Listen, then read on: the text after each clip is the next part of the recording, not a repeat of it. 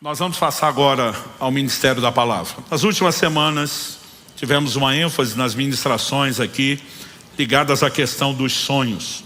Eu vou falar um assunto parecido, mas usando outra nomenclatura, né? Quero falar a respeito de alvos, quero falar a respeito de metas que precisam ser perseguidos.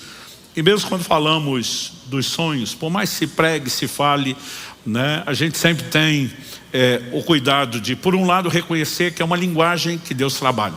A Bíblia diz que Ele opera em nós o querer e o realizar segundo a sua vontade.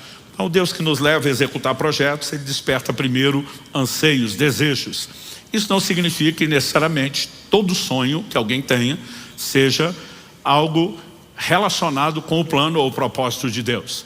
E normalmente há uma maneira de você discernir isso, né? Os sonhos que provêm de Deus, como aquele que você vê na vida de José, e ali nós estamos falando de um sonho profético literal, Deus revelando o futuro, o lugar onde iria levá-lo, a posição de governo onde ele estaria, normalmente nos coloca numa posição de nós servirmos os outros. Quando normalmente estamos sonhando com algo, né, onde o único propósito de chegarmos lá é o nosso benefício, é sermos servidos, em vez de ser servidos, nós precisamos questionar se isso não é apenas resultado de uma ambição humana, em vez de estar alinhado com o plano e o propósito de Deus. Então que Deus nos ajude a estabelecer os devidos filtros para que a gente, discernindo aquilo que Ele tem, né, corra atrás disso.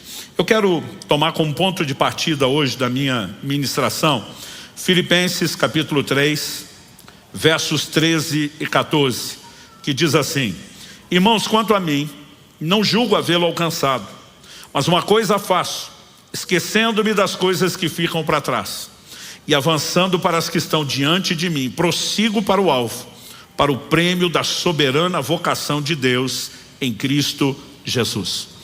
Paulo não apenas usa uma expressão prossigo para o alvo. Alguns domingos atrás preguei uma mensagem aqui intitulada, né, corra pelo prêmio, e a gente viu que a palavra prosseguir significa literalmente correr, perseguir, né? Um dos significados dela é perseguir, e o apóstolo Paulo estava dizendo que ele perseguia um alvo.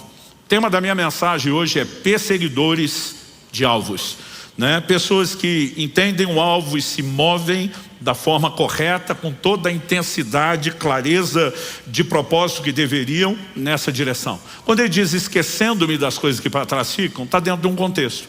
Ele diz: eu ainda não cheguei lá, ainda não alcancei a plena maturidade, mas eu não me prendo a qualquer tropeço do passado, nem às limitações do presente. Estou de olho no lugar de uma transformação plena, né, da maturidade que será alcançada. Basicamente, Paulo estava falando de foco.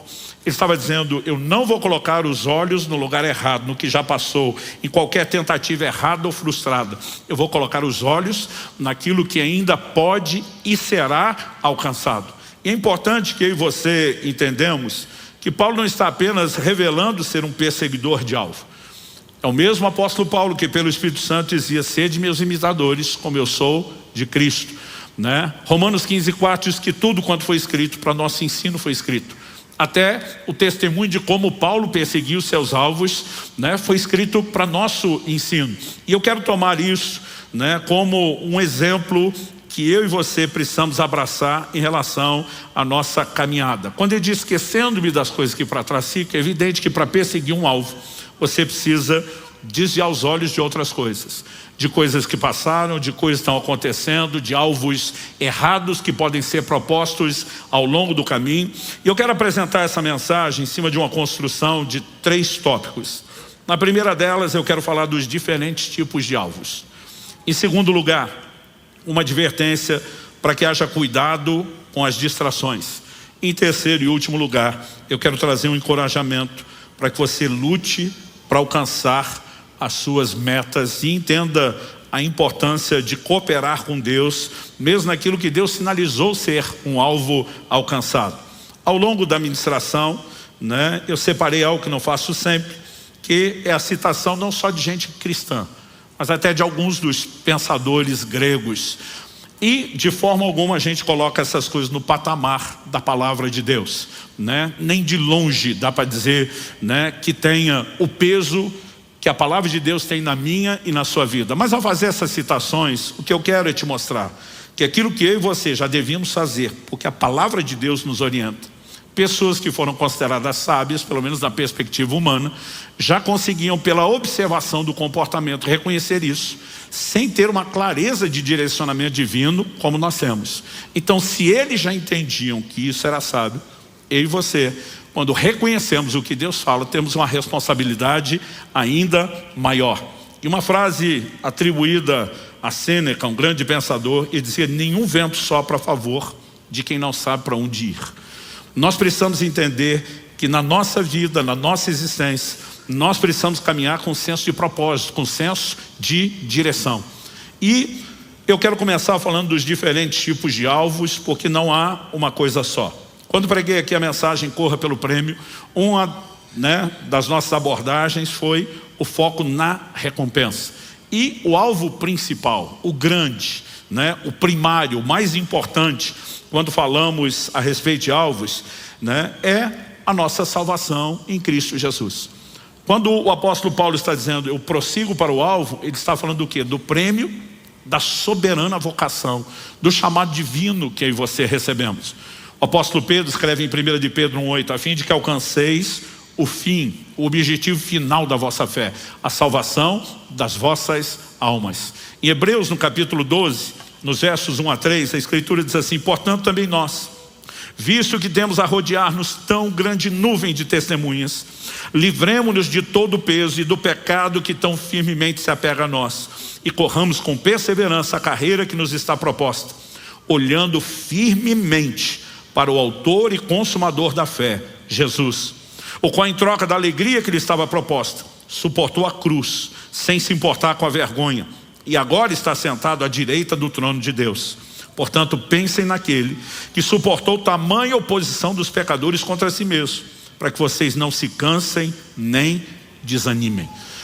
Nós vimos que quando o escritor fala de correr a carreira ou a corrida que nos está proposta, ele está falando de não cansar na corrida da fé. Em Hebreus 12:12 ele vai terminar dizendo: fortaleçam os joelhos trôpegos, as mãos cansadas ou vacilantes. Mas ele diz que um elemento de inspiração é ter os olhos fixos em Jesus, que é tanto o autor como o consumador da nossa fé. E a lógica que é apresentada é manter os olhos nele, não apenas como nosso alvo principal, mas como nosso modelo.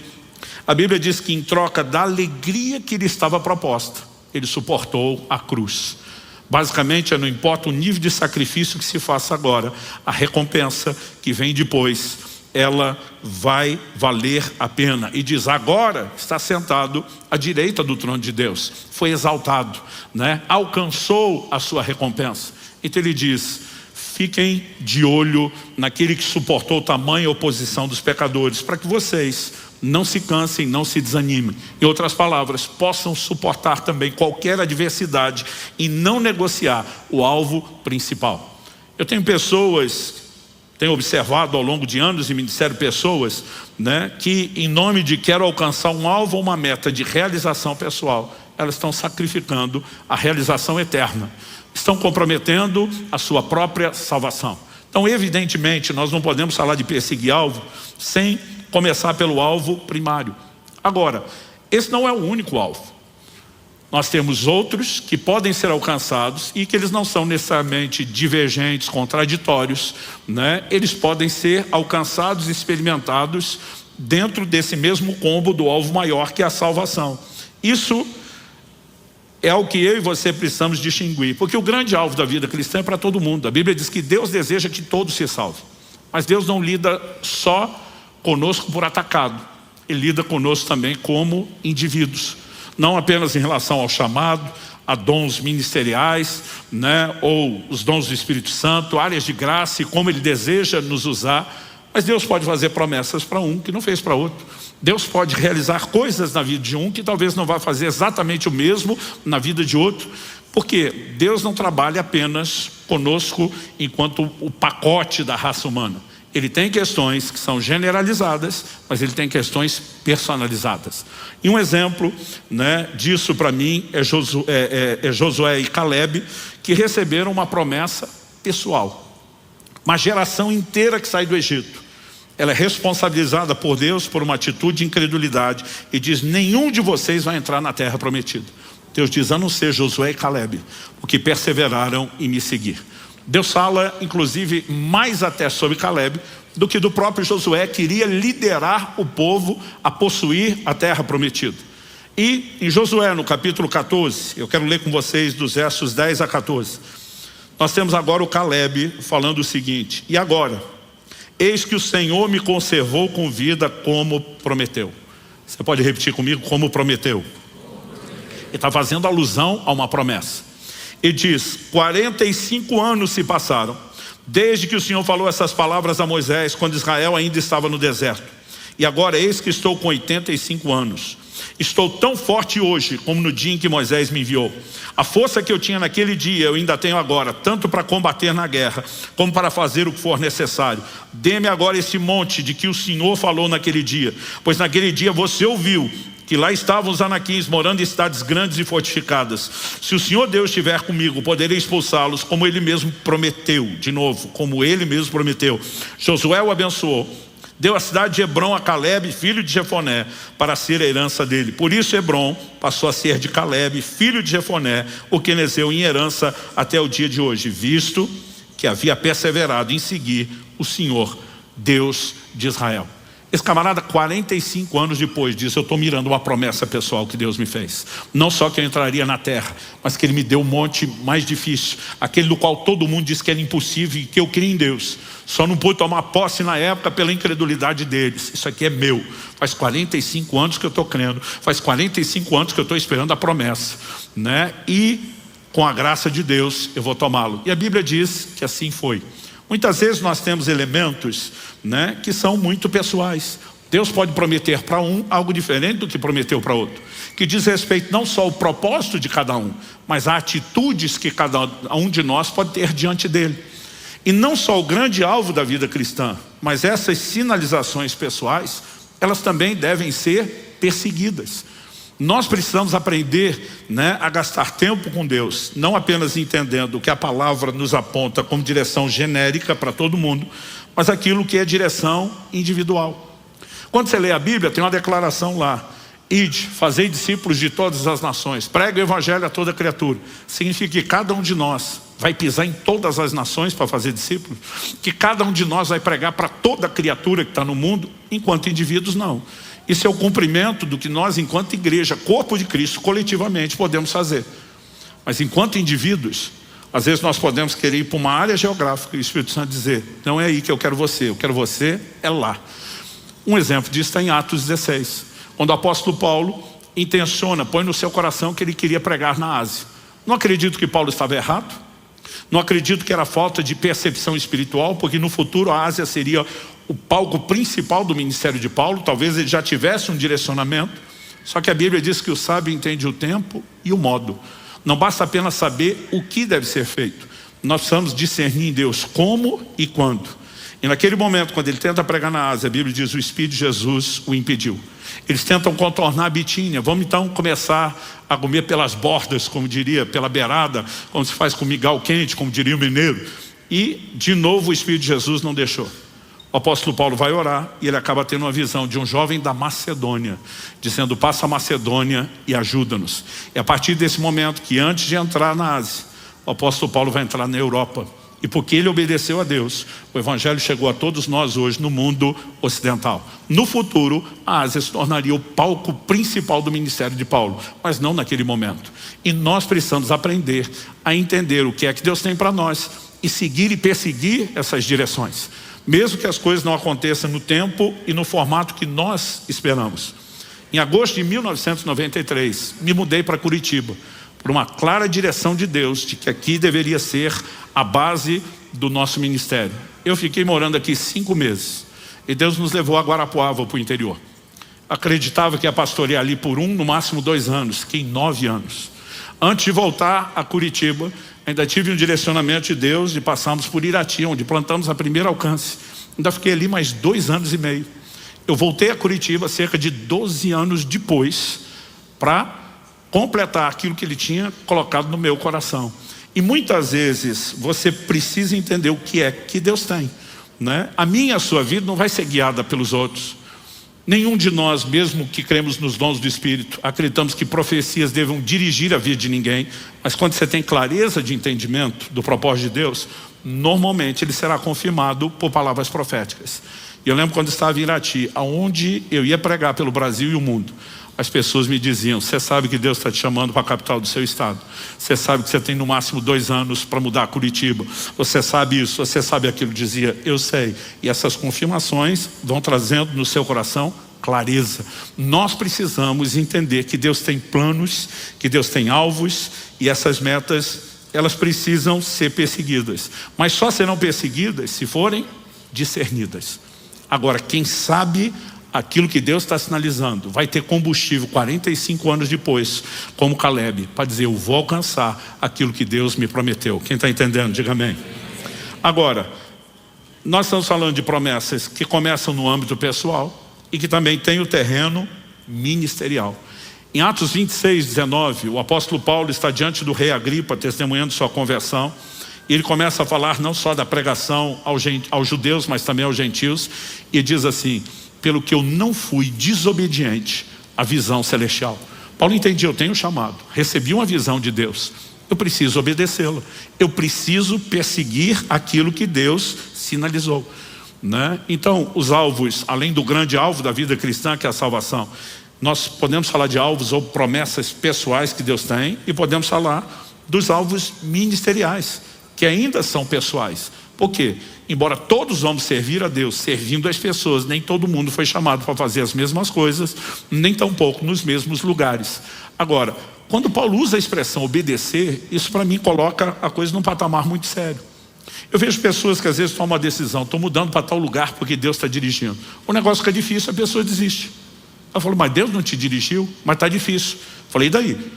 Se Deus dirigiu, você tem que usar a direção de Deus como combustível para enfrentar qualquer dificuldade. Aliás, não existe nada na Bíblia que garanta para você que seguir uma direção de Deus não vai fazer com que você enfrente oposição. O apóstolo Paulo escreve aos Coríntios e diz: uma porta grande e eficaz se me abriu no Senhor. E ele termina dizendo assim: mas há muitos adversários. Mas peraí, Paulo, a porta não foi aberta no Senhor? E tem adversário? Mas a porta não é de Deus? É. E vai ter problema? Vai. Porque não há nada que garanta que o que Deus sinalizou querer fazer na sua vida, ou para onde te levar, que você não vai enfrentar adversidade. Agora, quando você entende que é Deus que está guiando, você tem um combustível para enfrentar as adversidades. Você acaba sendo guiado por propósito, não por proposta, não por circunstância, não por conveniência. Quem está entendendo? Um dia eu estava conversando com um pastor, ele falou: cara, eu estava numa rede de amigos seus que estavam ali sentados conversando. Em algum momento, alguém tocou no assunto que você já recebeu proposta para trabalhar com fulano, ciclano e beltrano. São 3 líderes extraordinários no Brasil. O cara falou: é verdade o que eles estão falando? Eu falei: é. Ele falou: e você foi louco de recusar? Eu falei: eu seria louco de aceitar. Ele: como assim? Eu falei: cara, o que Deus me dirigiu é diferente. Não importa o quão extraordinário esses homens sejam, não importa o quão grande o ministério seja, não vou negar que é uma honra receber convite de cada um deles, mas eu não sou guiado por proposta, eu sou guiado por propósito. E o propósito de Deus para mim é diferente da proposta que me fizeram. Quem é guiado por proposta muda o tempo todo, porque as circunstâncias das propostas também mudam. E gente, as adversidades sempre virão. Se você não tivermos combustível, nós não vamos perseguir as metas. Paulo fala, né, de pessoas que são meninos na fé. Ele diz: são agitados por qualquer vento de doutrina. Tem gente que muda de acordo com o vento da doutrina, tem gente que muda com o vento da circunstância, tem gente que muda com o vento da proposta. Nós precisamos ter clareza de propósito para poder buscar e perseguir isso. Agora, seja os alvos pessoais ou mesmo aquilo que a gente pode classificar ministeriais, a gente acredita que eles também podem ser diferentes de acordo com as diferentes fases da vida. Então, por exemplo, o apóstolo Paulo diz em 1 Coríntios 13, verso 11: quando eu era menino, falava com menino, sentia com menino, pensava com menino. Quando cheguei a ser homem, desisti das coisas próprias de menino, né? Então ele está dizendo, tem coisas que tinham uma importância nessa época que nessa fase da vida não vão ter. Tem comportamentos ou coisas a serem feitas que cabem numa fase que não cabem na outra. Então, por exemplo, eu lembro quando garoto, solteiro, a meta primária era casar.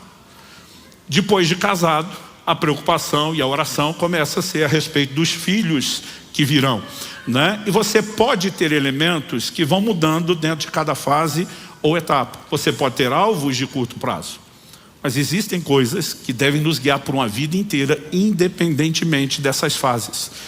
Então, há uns anos atrás, quando meu filho tinha começado o relacionamento com Priscila, minha nora, eles já estão acho que 7 para 8 anos casados, então nós estamos falando de mais tempo do que isso.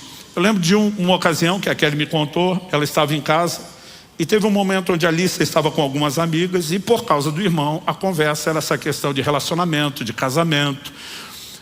E elas perguntaram, né, para a Kelly, como que foi o seu namoro com Luciana? A Kelly falou, nós estamos de uma outra época. A gente namorou por carta, né, à distância. A gente mal conseguia falar por telefone. Telefonema não era todo dia, tinha que ser depois da meia-noite, quando interurbano era mais barato, né? Quem tem pelo menos idade lembra desses desafios, que a turma era da internet não sabe. E eu lembro que assim, meus filhos faziam muita chacota quando a gente falava desse negócio de trocar carta, né? Minha filha um dia falou, carta? O que é carta? E aí meu filho respondeu, o Israel falou para a Lissa, Lissa, carta é como se você escrevesse um e-mail, em vez de você enviar, você imprimisse e fosse levar em mãos para a pessoa ler do outro lado. E eles ficavam brincando com isso. Mas quando que ele tocou no assunto, as meninas curiosas falaram, ela mencionou que ainda guardava as cartas. A gente pode ver como que eram essas cartas? Falou, claro, não tem nada, né, de muito pessoal privado aqui que não possa ser lido. E começou a mostrar e ler as cartas, algumas delas para as amigas da Alice. Quando eu voltei de viagem, ela foi contar a história, ela falou, olha, eu estou te falando isso porque aos 18 anos de idade, você já escrevia coisas de tudo aquilo que nós estamos vivendo hoje. É impressionante, como mesmo sem entender quanto tempo levaria, como seriam os detalhes do formato, você sempre soube para onde estava indo.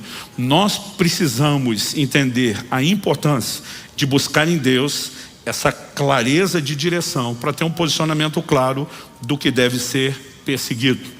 Aristóteles dizia, na realidade, viver como um homem significa escolher um objetivo e dirigir-se para ele com toda a conduta. Diferente dos pensadores, a gente não fala de escolher o objetivo, a gente fala de discernir alvos e metas que Deus tem. E aí sim, né, dirigir-se a ele com toda a conduta. E quando eu falo dirigir-se a ele com toda a determinação, isso me leva ao segundo tópico que eu quero abordar, que é o cuidado com as distrações. Quem tem meta não pode se deixar distrair. Quando nós falamos aqui do atleta que corre, né, a gente falou desde o preparo, desde do treinamento, até a própria corrida, a importância de você estar focado naquela meta. E quando falamos da vida espiritual, esse paralelo não é diferente. Você pode repetir essa frase comigo? Diga, quem tem meta não pode se deixar distrair. Agora, eu quero falar das principais, não de todas. Eu, assim, considerando ao longo da vida, eu vejo 3 grupos principais de distrações quando falamos de metas. O primeiro deles, adversidades. Quando você lê, por exemplo, o livro de Neemias, é impressionante o que esse homem de Deus fez. Ele vive o período pós-exílio de Babilônia e ele volta para Jerusalém com uma missão que ele entendeu da parte de Deus: os muros da cidade.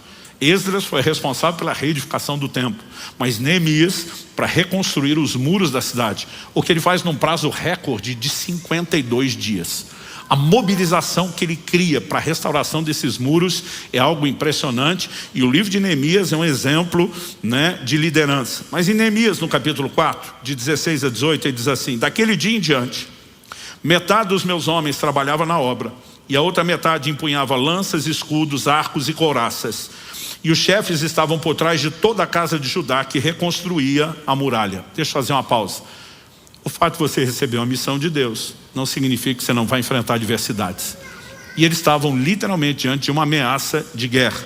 Então ele diz, metade dos homens estão trabalhando, a outra metade empunhando armas. Ele segue dizendo, os carregadores que por si mesmos tomavam as cargas, cada um com uma das mãos fazia a obra e com a outra segurava a arma.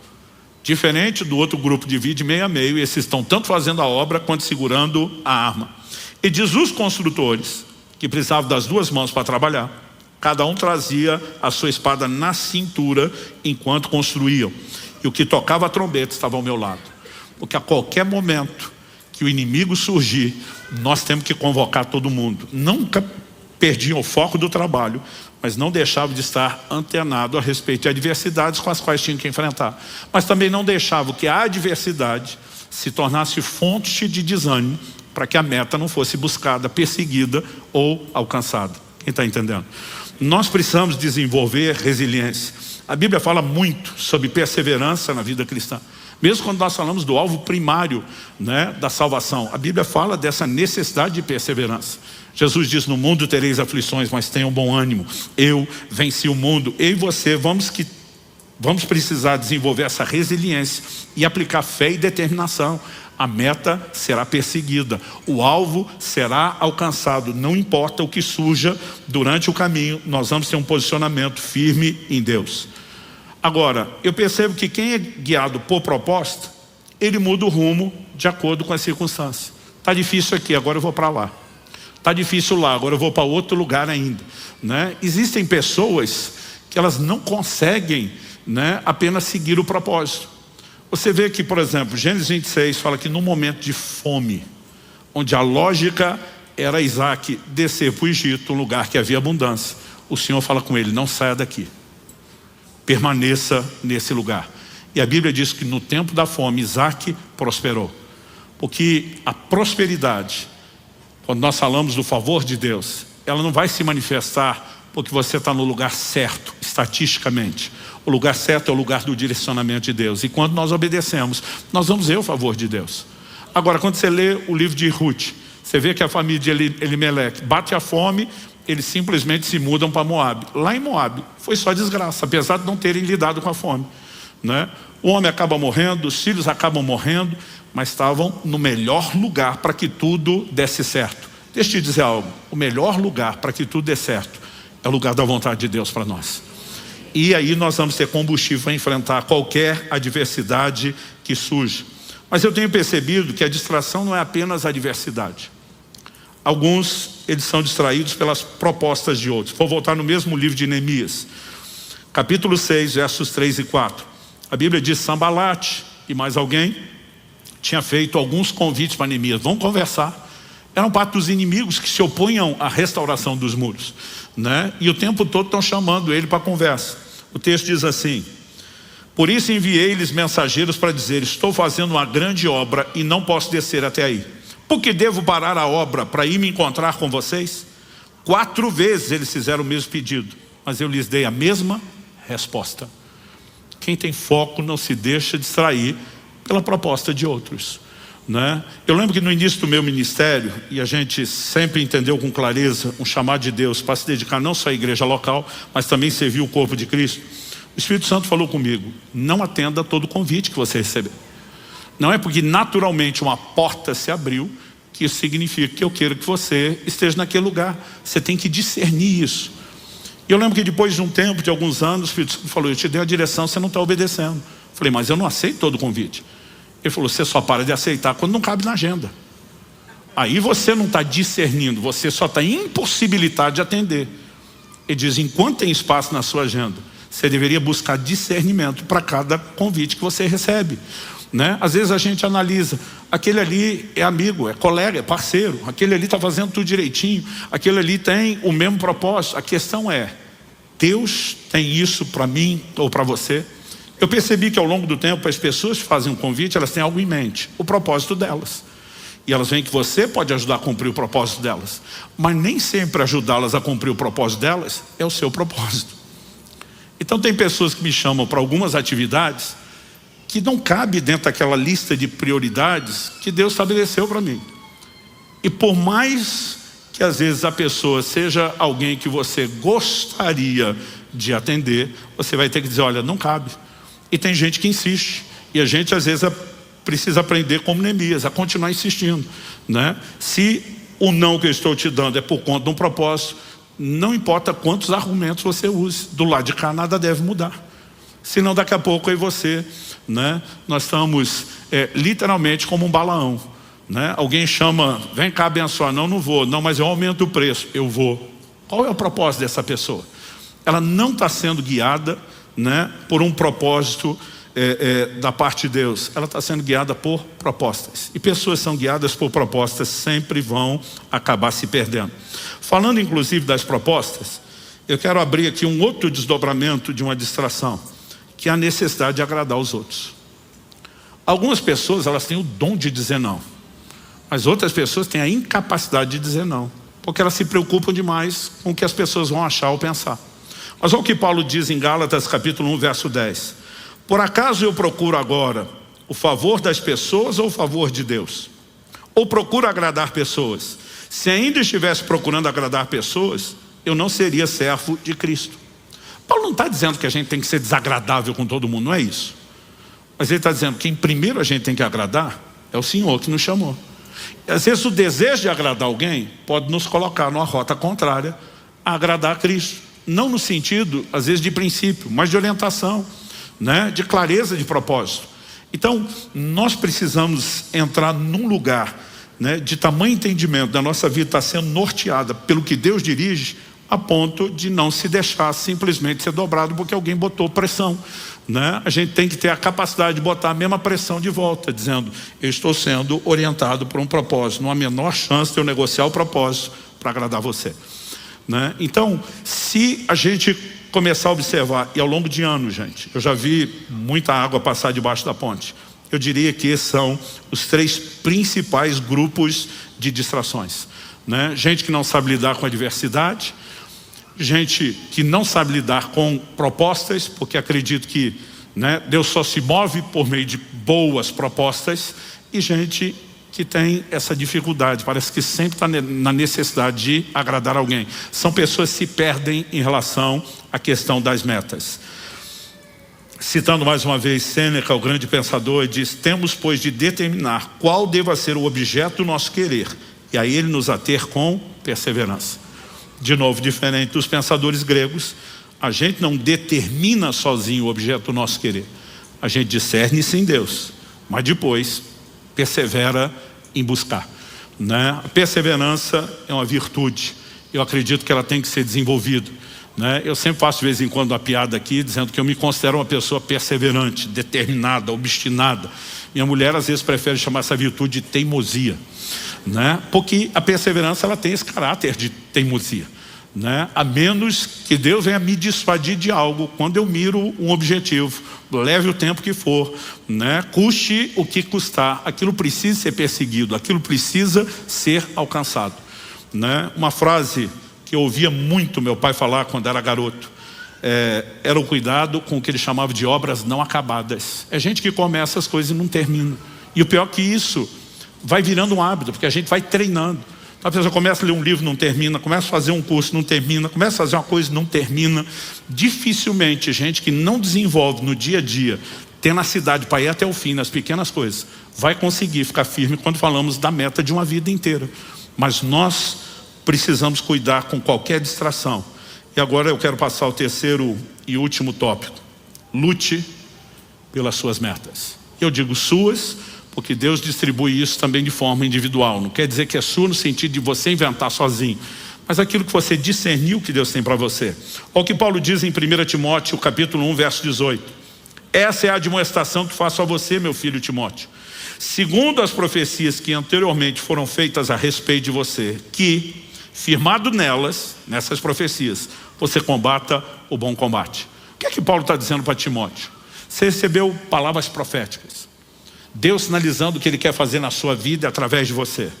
Então, firmado no que você ouviu e entende, consegue reconhecer, ter clareza de discernimento que é Deus sinalizando, lute por isso. Quando Ele está dizendo lute por isso, o que Ele quer dizer? Não é porque Deus falou, prometeu, que Ele vai fazer tudo sozinho. Se Deus fizesse tudo sozinho, não precisava nem falar ou prometer. Era só a gente esperar Ele ir fazendo e as coisas aconteceriam por si mesmo.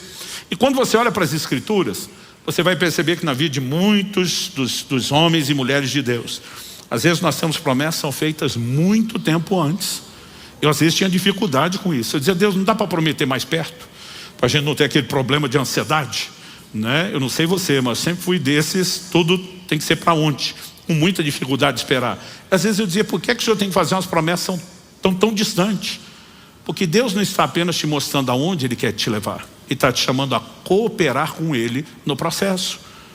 Então, eu e você precisamos entender que mesmo quando estamos falando de profecias pessoais, seja no âmbito da vida pessoal, ou pessoais no sentido de um ministério de cada um, né? Nós precisamos entender que Deus, ao sinalizar antes, está nos chamando a cooperar com Ele.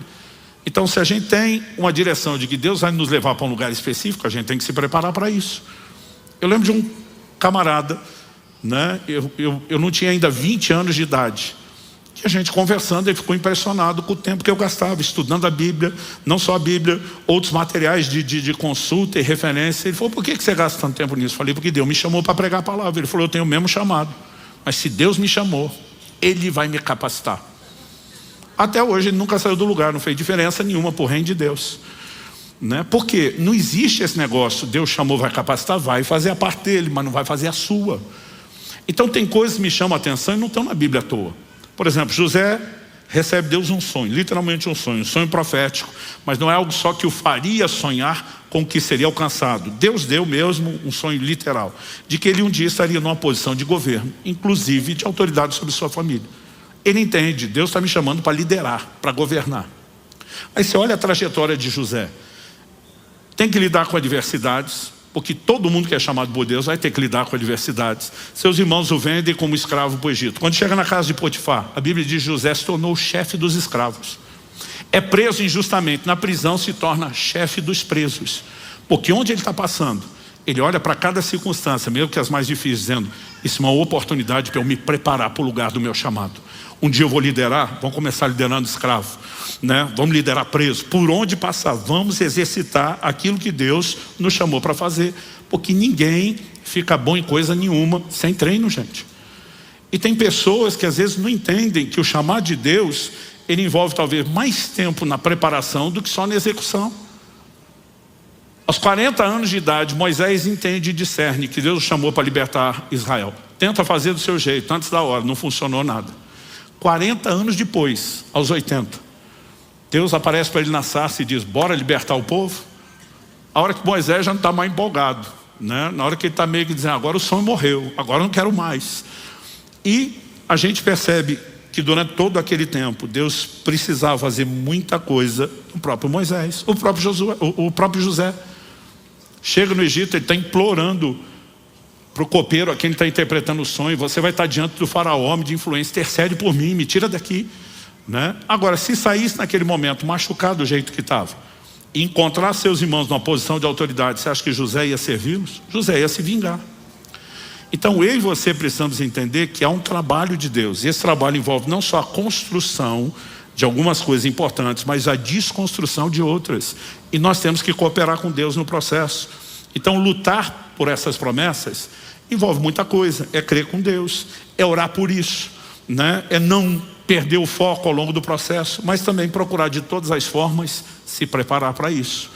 Então lute por aquilo que Deus estabeleceu como alvo, como meta para você. Último domingo que eu preguei, antes da série que foi trazida aqui dos sonhos, que eu falei de correr para o alvo, meu texto principal foi 1 Coríntios 9, de 24 a 27, que eu vou ler aqui. Paulo diz, vocês não sabem que os que correm no estádio, todos na verdade correm, mas um só leva o prêmio? Corram de tal maneira que ganhem o prêmio. E diz, todo atleta em tudo se domina. Aqueles para alcançar uma coroa corruptível, nós porém é incorruptível. Agora o que ele diz, assim corro também eu, não sem meta. A gente persegue meta, a gente persegue alvo. Mas ele diz, assim luto, não como discernindo golpes no ar, mas esmurro meu corpo e o reduzo à escravidão, para que tendo pregado a outros, não venha eu mesmo a ser desqualificado. Quando Paulo diz, no estádio todo mundo corre, um só leva o prêmio, está dizendo que estão competindo entre eles. Mas quando ele fala da gente nessa competição, nós não estamos competindo uns com os outros, porque nós queremos que todo mundo cruze a linha de chegada. E aí Paulo muda a analogia da corrida para a luta, né? E aqui ele não está falando da luta greco-romana, ele está falando do que foi, né, a competição precursora do que hoje é a modalidade do boxe, do pugilismo. Ele está dizendo assim, luto eu, não dando golpes do ar, mas ele diz, eu esmurro meu corpo.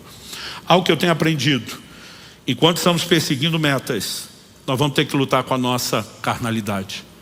Porque parte da distração que o diabo vai tentar trazer não são só adversidades, mas atalhos, desvios, a tentativa de nos fazer corromper e ceder ao pecado. Então você percebe que isso aconteceu com José. Enquanto ele está lá, começando a se preparar, né? Ainda na fase número 1 lá no Egito, como escravo, e agora é chefe dos escravos. A mulher de Potifar começa a estar em cima dele todo dia. Ele não diz para ela: dona, a senhora não é meu tipo. Ele diz para ela: como cometeria eu tamanha maldade contra Deus? Ele disse: a senhora acha que eu vou aprontar com Deus, porque a senhora é atraente, a senhora está muito enganada. Paulo dizia: eu esmurro meu corpo, eu não vou deixar essa carne entrar no controle. Ele diz para que depois de ter pregado a outro, você não venha a ser desqualificado, né? Paulo está dizendo: o que adianta eu apresentar a verdade, daqui a pouco eu mesmo ser incoerente na verdade que eu tinha que estar praticando como exemplo. Então nessa luta, querido, a gente não luta apenas orando, a gente não luta apenas crendo, a gente não luta apenas suportando a adversidade, a gente não luta apenas se preparando, mas a gente luta mantendo a carne sob rédea curta. Algo que eu aprendi na adolescência: a carne não converte, tem que ir para a cruz todo dia, tem que ser massacrada a miserável da carne, porque senão ela vai nos tirar do cumprimento do plano e do propósito de Deus. Quem está entendendo? Gerhard Boehme diz: quando você tem uma meta, o que era um obstáculo passa a ser uma etapa de um dos seus planos, né? Eu e você precisamos entender isso quando as adversidades surgirem, né? O que nós temos são desafios que vão nos preparar, que vão nos tornar melhores para um dia cumprir plenamente aquilo que Deus tem para nós. Davi diz, antes de encarar o Golias: eu estou treinando faz tempo, eu já enfrentei urso, eu já enfrentei leão. E eu costumo dizer às pessoas: antes de derrubar gigante em público, você vai ter que derrubar muito urso e leão no secreto. Você vai ter que ter outras vitórias lá no secreto antes de começar a vencer em público. E parte dessa luta, parte dessas vitórias, né, não são apenas contra inimigos externos. Nós precisamos aprender a manter essa carne massacrada. E eu quero encorajar você: persiga as metas e os alvos, né? Entenda, o alvo primário está lá e tem que ser visto como primário. Eu vejo gente que, em nome de eu preciso ser feliz, ele está jogando fora uma alegria eterna toda por causa de um subalvo, que no fim das contas ele não vai alcançar coisa nenhuma. Mas mantendo os olhos no alvo primário, Jesus como autor e consumador na nossa fé, nós também precisamos entender que há algumas metas que talvez vão vir no âmbito pessoal, quer seja a vida pessoal ou ministerial. Nós vamos ter que cuidar com as distrações, vamos ter que lutar por isso tudo. Mas eu queria encerrar de uma forma prática, tentando te sugerir algumas coisas, né? A primeira delas: comece escrevendo aquilo que você já sabe que Deus tem para a sua vida. A gente nunca sabe tudo. Deus diz para Abraão: vai para uma terra que eu ainda te mostrarei. Traduzindo, enquanto você está indo, eu vou mostrando. A Bíblia diz que a vereda do justo é como a luz da aurora, Provérbios 4,18. Vai brilhando mais e mais até ser dia perfeito.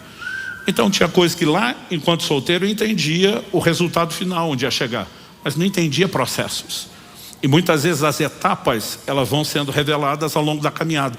Mas aquilo que nós já temos, né, de clareza agora, precisa ser sinalizado. Eu uso a expressão escrever, né? Mas eu sempre tentei me manter consciente disso de diversas formas, seja escrevendo, seja compartilhando com aqueles que são mais próximos, né? Porque a gente precisa ter um senso de direção. Agora, siga também orando por aqueles desdobramentos ou alvos que você ainda não conhece, né? O tempo todo: Senhor, que seja feita não a minha, mas seja feita a sua vontade, que haja revelação. Senhor, estou aqui mirando, né, a Ásia, como Paulo. Daqui a pouco o Espírito de Jesus vai dizer: né, não. E esse não significa que é um não eterno, você nunca vai para a Ásia. Paulo acabou indo no futuro, mas no mínimo não é agora, não é a hora, né? Agora, manter os alvos visíveis, né? Visíveis, seja na clareza de pensamento, de mente, ou às vezes diante dos seus olhos mesmo. A Bíblia nos mostra Jacó riscando umas varas. Aquilo era muito mais para a fé dele, né, do que necessariamente algo que iria alterar a composição fisiológica do rebanho que estava procriando. Ele fez um acordo com Labão e estava aplicando fé naquilo que Deus iria fazer. E nós precisamos, né, também desenvolver a resiliência. Seja persistente, seja perseverante, como um Caleb, dizendo: não importa o tempo que passou, eu vou continuar crendo, eu vou continuar esperando, eu vou continuar disposto a lutar, a perseguir, né? Nós precisamos desenvolver isso. Thomas Edison, aliás, não sei se você sabe, que a criação da lâmpada eletrônica que nós temos hoje, ela levou cerca de 1000 tentativas. Houve muito erro, muito, né? Mas em vez de haver frustração, você tinha uma pessoa resiliente. Thomas Edison disse: nossa maior fraqueza está em desistir. O caminho mais certo de vencer é tentar mais uma vez, né? Então, quando eu chamo a perseverança de teimosia, eu acho que cabe bem aqui. Se Deus sinalizou, eu vou perseguir teimosamente, obstinadamente, até alcançar aquilo que Deus tem. Nesse início de ano, minha oração é que suas resoluções de ano novo sejam mais do que aqueles 2 tópicos que todo ano encabeça a lista de todo mundo: emagrecer e sair do vermelho. Que Deus te ajude em relação a isso também. Mas que a gente possa estar perseguindo alvos claros, que dizem respeito não só ao grande alvo da vida cristã, e a gente não se distrai com ele, mas aquilo que Deus tem chamado cada um de nós a fazer, né? A minha oração é que você, a semelhança de Paulo, imitando Paulo como quem imita Jesus. A Bíblia fala que no momento que Jesus está indo a Jerusalém, passa por Samaria, a Bíblia diz: perceberam pela resolução do seu semblante que ele ia para Jerusalém. Eu fico me perguntando, como alguém pode perceber na linguagem corporal para onde alguém está indo? Tem que ser a encarnação de muita determinação, né? Agora, de alguma forma, que eu e você possamos, né, abraçar isso e ser não só imitadores de Paulo como perseguidor de alvo, mas Paulo era um imitador de Jesus, e dizer: me imitem como eu imito Cristo. Que eu e você também possamos ser perseguidores de alvos, para não correr o risco de chegar a lugar nenhum, ou de acreditar que onde chegar tá bom. Que nós possamos confiar em Deus, mas também cooperar com Deus para viver o melhor que Ele tem, em nome de Jesus. Amém? Você recebe essa palavra? Feche seus olhos por um instante. Pai, eu oro por cada um dos meus irmãos e irmãs aqui presentes, por aqueles que nos acompanham online, ao vivo ou de forma gravada posteriormente. Eu oro que o Teu Espírito traga clareza, que haja discernimento, que haja tempo gasto diante do Senhor, buscando e ouvindo a Tua voz. Nós oramos que, além de toda a clareza de direcionamento genérico já nos apresentada por meio da Tua palavra, que cada um deles possa também, ó Deus, entender, discernir e buscar aquilo que é o Teu plano personalizado. Nós queremos ser perseguidores de alvos, gente que coopera com o Senhor, gente que não perde o foco, gente que não se desvia, gente que conserva-se firme, buscando, né, aquilo que entende ser não apenas um alvo pessoal, mas um alvo apresentado pelo Senhor. Que a semelhança de Paulo, possamos dizer: assim corro eu, não sem metas. Que possamos correr perseguindo essas metas e alcançá-las, não só para a glória do Teu nome, mas também para a inspiração de muitos outros à nossa volta. Nós oramos em nome de Jesus. Amém.